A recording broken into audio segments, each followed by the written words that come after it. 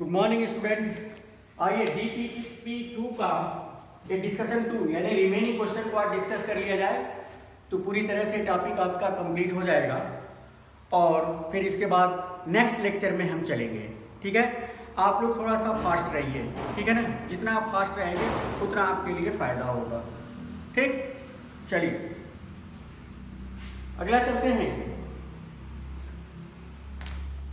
Question number 29 तक हो गया था, 28 तक हो गया था। क्वेश्चन नंबर 29 आप देखिए, which one is correct relation of one mole real gas. One mole real gas के लिए क्या होता है? P plus A V square, ठीक है ना, V minus B equal to R T. ठीक है ना, क्या है? For one mole. ठीक है, इसी को इक्वेट कर दीजिए तो या P इजकल टू क्या आ जाएगा? R T upon V minus B, ठीक है ना, minus A by V square. ये दोनों ही फार्मूला क्या है? वन मोल के लिए सही है। अगर n लग जाता तो n मोल के लिए हो जाता। ठीक है, तो पहला और दूसरा फोर्थ ऑप्शन सही है। कह रहा है for real gas Z show, ठीक है, Z is smaller than one, gas is less compressible. गलत। Z is greater than one, gas is more compressible. ये भी ठीक उल्टा है दोनों एक दूसरे के। Z equal to infinite for ideal gas, नहीं, जेड इजकल टू वन होता है आइडियल गैस के लिए। PV equal to not NRT होता है। सिंपल सा, चाहे पॉजिटिव डेविएशन दो या नेगेटिव डेविएशन दो, ठीक है ना। पीबी इजकल टू एनआरटी नहीं बल्कि नॉट एनआरटी होता है। अगला चलिए 32 क्वेश्चन, अरे 31 क्या रहा था? Compressibility factor Z for a gas is given by Z equal to PV observe. गलत। Z equal to PV observe upon NRT हो जाएगा। ठीक है, बिल्कुल सही है, सेकंड ऑप्शन सही है। Which one of the following gas always show positive deviation. हमने बता दिया था कि हीलियम है और हाइड्रोजन दो गैसेस ऐसी हैं कि जो पॉजिटिव डेविएशन देती हैं। इसको डिराइव करके भी मैंने आपको बता दिया था। आगे चलिए, question number 33, for non zero value of force of attraction between gas molecule the gas equation will be PV equal to NRT minus deviation दे रहा है a N square a upon b. ठीक है, बी से B उधर से cut जाएगा तो क्या हो जाएगा? PB equal to NRT minus A N square upon B. चलिए, इसे ये हमने डिराइव करके दिखाया है high temperature, low temperature, medium temperature या वेरी लो प्रेशर पर। कह रहा what is the ratio of average molecular kinetic energy of UF6 to that of S2 at both. ठीक है ना, तो हमारे पास बेटा ये देखो, काइनेटिक एनर्जी इक्वल टू क्या होता है? 3/2 kT। T ये वैल्यू कांस्टेंट है, ये वैल्यू कांस्टेंट है, T भी कांस्टेंट है, तो दोनों की काइनेटिक एनर्जी क्या हो जाएगी? सेम हो जाएगी। दिमागी खेल है और कुछ नहीं।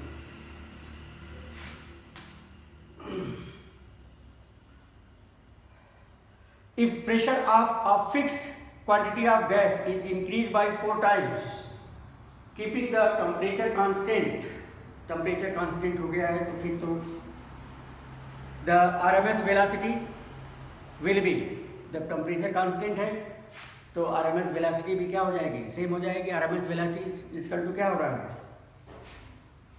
3RT/m। तो T अगर सेम है तो फिर वैल्यू भी क्या होगी? सेम होगी। अगला, at what temperature RMS velocity of oxygen will be same to that of methane at 27 degree Celsius. अब आप देखो, m जो है अलग अलग है। RMS O2 equal to RMS CH4 इसका मतलब 3R T, T कितना है, to that of methane, T यहाँ पर आपको अपान O2 का क्या है 32 इजकल टू क्या हो जाएगा 3R इंटू 300 अपान इसका मीथेन का कितना है 16, रूट को हटा दो तो 3R, R से R कट गया, ये हो जाएगा 3T अपान 32 इजकल टू 3 कितना 900 अपान 16, तो T की वैल्यू आप निकाल सकते हो, T की वैल्यू आप निकाल सकते हो, T इजकल टू कितना आ जाएगा ऑलमोस्ट 600 केल्विन आ जाएगा, ठीक है ना।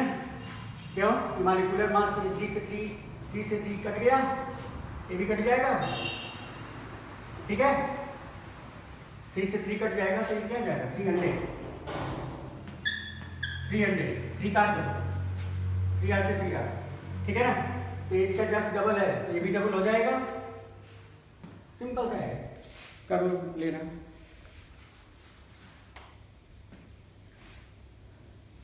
अगला है the temperature at which root mean square velocity of SO2 molecule is the same as that of O2 at क्या 27 डिग्री सेल्सियस। क्योंकि ये आंसर आपको डिग्री सेल्सियस में दिया है तो जितना T निकलेगा ठीक इसी तरह से सेम फार्मूला आप लगा दोगे तो इसमें से निकल जाएगा, तो जो निकलेगा वो केल्विन में होगा, उसमें से 273 आप माइनस कर दोगे तो डिग्री सेल्सियस में वो चेंज हो जाएगा, क्योंकि आंसर आपका डिग्री सेल्सियस में दिया है तो 327 डिग्री सेल्सियस आ जाएगा, ठीक। अगला चलिए the average velocity of an ideal gas molecule, ठीक है ना, at 27 degree Celsius is 3 metre per second. The average velocity at, simple सा फार्मूला होता है एवरेज वेलोसिटी का, एवरेज वेलोसिटी का फार्मूला लगाइए, दोनों को इक्वेट कर दीजिए, आ जाएगा, सिंपल है, आराम से हो जाएगा। अगला चलिए at what temperature will be the total kinetic energy और 0.3 mole of helium be same as the total kinetic energy of 4 mole of इतना, सिंपल सा है, दोनों का इक्वेट कर देना है, जैसे इस तरह से हमने इक्वेट कर लिया है उसी तरह काइनेटिक एनर्जी के फार्मूला में आप रखिए, आंसर आ जाएगा, ये बोर्ड पर सॉल्व करने लायक क्वेश्चन नहीं है। अगला है the time taken for the certain volume of gas to diffuse through a small hole was 2 minute under the similar condition, equal volume of gas to 5 इतना मिनट, द मॉलिक्यूलर मास, ठीक है, equal है, V क्या है equal है, तो हमने क्या फार्मूला बताया था, ये भी आसान है क्वेश्चन,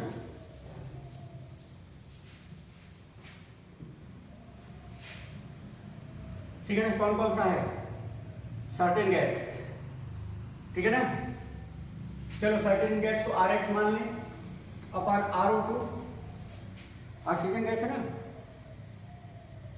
ऑक्सीजन, वॉल्यूम इक्वल है तो ये हो जाएगा V1 इजकल टू V2 है या Vx इजकल टू VO2 है, ये फार्मूला हो जाएगा T2 upon T1 is equal to क्या बोलो MO2 अपॉन Mx, T2 कितना दिया भाई 5.6 और T1 कितना दिया है 2 minute, 2 equal to 32 upon mx, इसको स्क्वायर कर दो 5.6 अपॉन 2 का square equal to 32 upon mx, mx आप निकाल लेना, m जो x गैस है उसका मॉलिक्यूलर मास अपने आप निकल जाएगा, ठीक है ना। आई थिंक 4 आएगा आंसर, सॉल्व कर लेना। The RMS velocity of hydrogen is √7 times the RMS velocity of nitrogen, ठीक है ना। If T the temperature of gas then equate कर देना है, सिंपल सा, एक का दिया है दूसरे का आप निकालना है T, तो हमेशा T जो होता है इसका हाइड्रोजन का कम होगा, नाइट्रोजन का ज्यादा होगा। 43वां क्वेश्चन है बेटा, ये तो बहुत आसान है, x दिखाया हुआ है, x क्या है मोस्ट प्रोबेबल स्पीड है, अब मोस्ट प्रोबेबल स्पीड क्या होती है √2RT/n। ठीक है, चलिए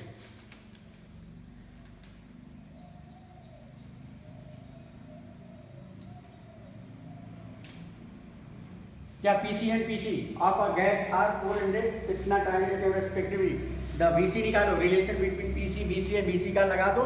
सिंपल सा फार्मूला है, कोई अलग से नहीं है। हमेशा बॉयल्स टेम्परेचर सीधे फार्मूला दिया हुआ है, T inversion is equal to 2TB हो जाएगा।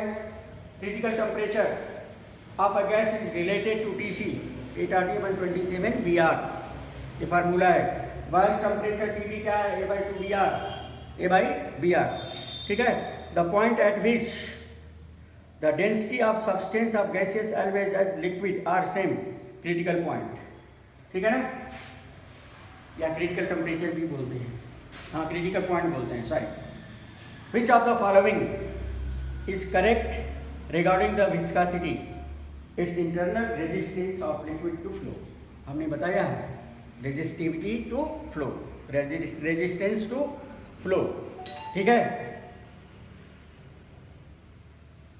और लास्ट है, if the surface if the saturated vapour are compressed slowly at constant temperature to half the initial volume, the vapour pressure will remain same. कोई change नहीं होता है vapour pressure में। ठीक है ना, तो इस तरह से आपका पूरा जो है DPP सॉल्व हो गया है, और अब जा कर के ये टॉपिक भी खत्म हो गई है। अगला टॉपिक हम लोग शुरू करेंगे, ठीक है ना, थर्मोडायनेमिक। आज इसमें हम कुछ बता दे रहे हैं। थर्मोडायनेमिक ऐसी टॉपिक है जहाँ पर आपको फिजिक्स, मैथमेटिक्स और मोर देन केमिस्ट्री पढ़नी है। तो थर्मोडायनेमिक में दो पार्ट होता है, एक थर्मोडायनेमिक होता है और एक थर्मोकेमिस्ट्री होता है। तो केमिस्ट्री में आपको थर्मोकेमिस्ट्री पर ज़्यादा फोकस करना है, ठीक है ना। और थर्मोडायनेमिक में फर्स्ट लॉ ऑफ थर्मोडायनेमिक्स को आप ज़्यादा फेवर करोगे, और इसमें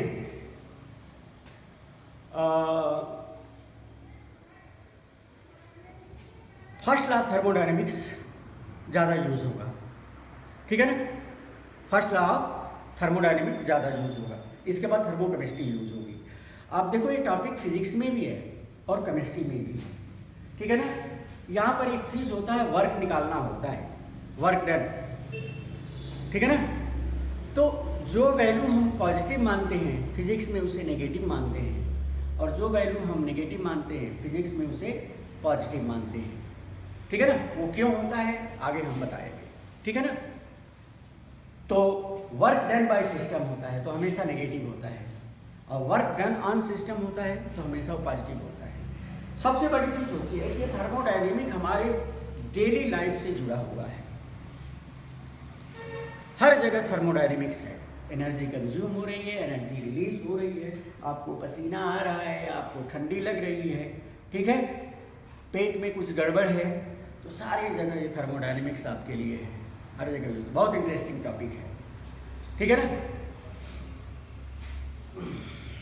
यहाँ पर होता है चेंज इन, थर्मोडायनेमिक का मतलब होता है चेंज इन एनर्जी। थर्मोडायनेमिक का मतलब होता है चेंज इन एनर्जी। अब इसमें एक सिस्टम होता है, ठीक है ना। फॉर एग्जाम्पल हम लिखाएंगे दूसरे दिन, ठीक है ना।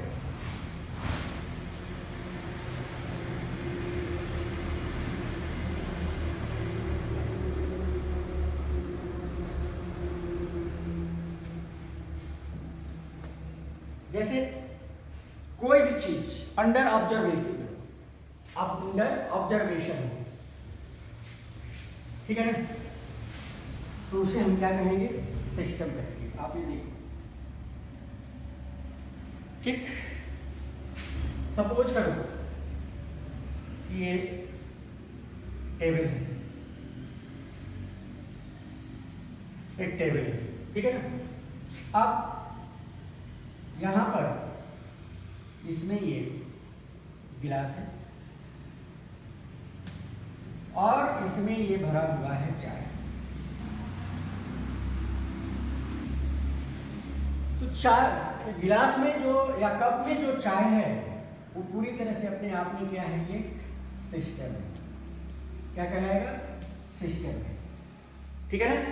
और सिस्टम के बाहर की ये सारी चीजें क्या है? सराउंडिंग है। ठीक है ना? ये सारी चीजें क्या है? सराउंडिंग है। और वह इमेजिनरी लाइन जो सिस्टम को सराउंडिंग से अलग करता है या सेपरेट करता है, उसे हम कहते हैं बाउंड्री।